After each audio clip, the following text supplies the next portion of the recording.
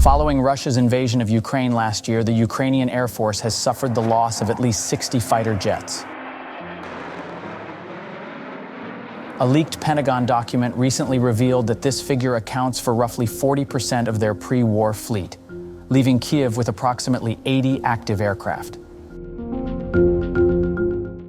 Meanwhile, Russia is claimed to have around 500 aircraft designated for the war, mostly with superior radar and longer-range munitions compared to Ukrainian fighter jets. Fortunately, despite this advantage, Russia has not been able to assert complete control over the skies above Kyiv. Yet the overall stability of the air power balance has been compromised. Also, the Soviet-era MiG and SU aircraft currently deployed by Ukraine are somewhat modernized and improved, but remain considerably outdated. Many of these jets are inoperative and mainly serve as spare parts. To tip the scale against Russia, Ukraine requires more fighter jets with an entirely new fleet. Arguably, Ukraine has three most feasible aircraft options: the pervasive US F-16 Fighting Falcon, the French Dassault Rafale, and the distinctive Saab JAS 39 Gripen from Sweden. Among these prospects, the Gripen is said to be the ideal fighter jet for Kyiv. An expert from the UK's leading defense think tank RUSI has called on international policymakers to seriously consider equipping the Ukrainian troops with JAS 39 Gripen fighter jets. Given the Russian air war context and the specific demands of Ukrainian air defense, the expert advised that the compact yet lethal Swedish JAS 39 Gripen manufactured by Saab was by far the most ideal candidate among Western manufactured combat jets, capable of fulfilling operational needs. RUSI further highlights that the Gripen was particularly designed by the Swedes to counter Russian fighters. The Gripen's overall structure and distinctive features, coupled with the combat and aviation strategies employed by the Swedish, can provide a significant edge over Russian counterparts such as the Su-30 or Su-35. Also, supplying Gripens to Ukraine would enhance their short to medium-term planning by reducing the potential risks of Russian long-range missile attacks. Ukrainian air bases remain highly vulnerable to attacks from Russian missiles or loitering munitions. Constructing long, high-quality runways and large hangars with extensive ground support facilities to accommodate most U.S. fighters poses a major challenge. These installations could attract observation and expose Ukrainian air bases to substantial risks of Russian missile attacks.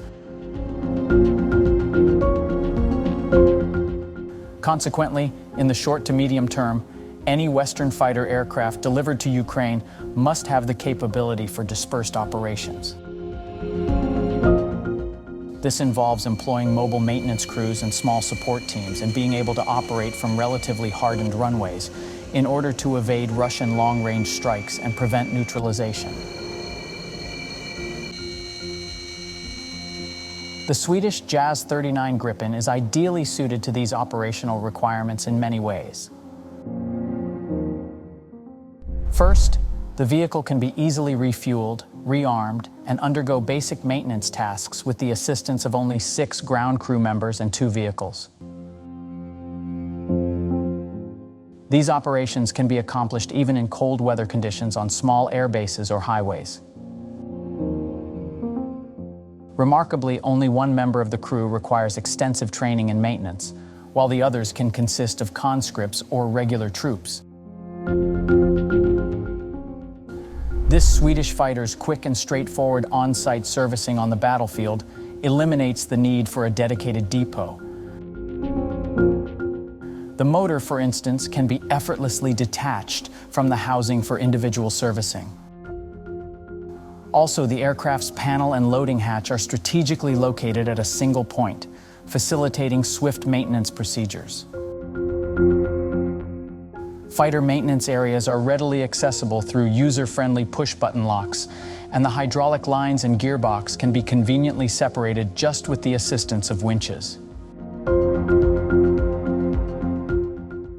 Second, the Gripen's capacity to take off from rudimentary rough airfields and even highways is highly significant for Ukraine.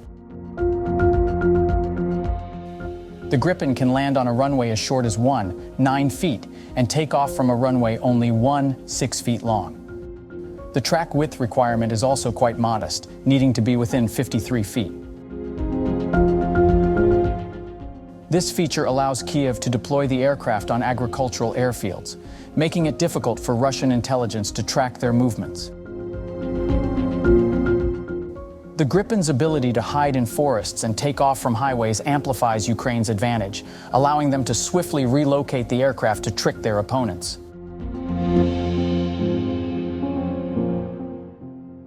Third, the Gripen has an electronic warfare suite that is specifically optimized to counter Russian fighter and surface-to-air missile radars. It possesses several features that cater to the operational needs of Ukraine. One notable capability is its ability to launch the long-range European MBDA Meteor missile, which, due to its ramjet propulsion design, is less affected when fired from low altitude and low subsonic speed.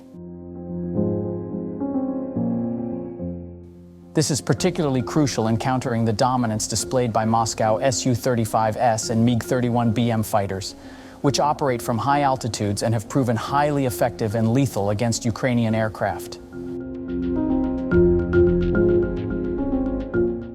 Adding to the handful of the advantages offered by the Gripen fighter to Ukraine, the Gripen's short takeoff and landing capability is directly influenced by the Swedish Air Force, or SWAF's austere basing system during the Cold War.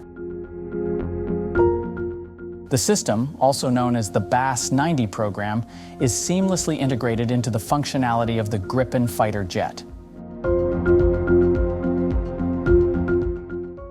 The JAS-90 system revolved around a defensive force dispersal strategy, involving the distribution of aircraft across numerous air bases in times of war, as well as the dispersion of airbase functions within each individual base. This system served as a protective measure against Soviet nuclear weapons and airstrikes, aiming to create complexity for any opponent attempting to destroy the SWAF on the ground. Therefore, it ensures the endurance and resilience of the Air Force during conflict scenarios.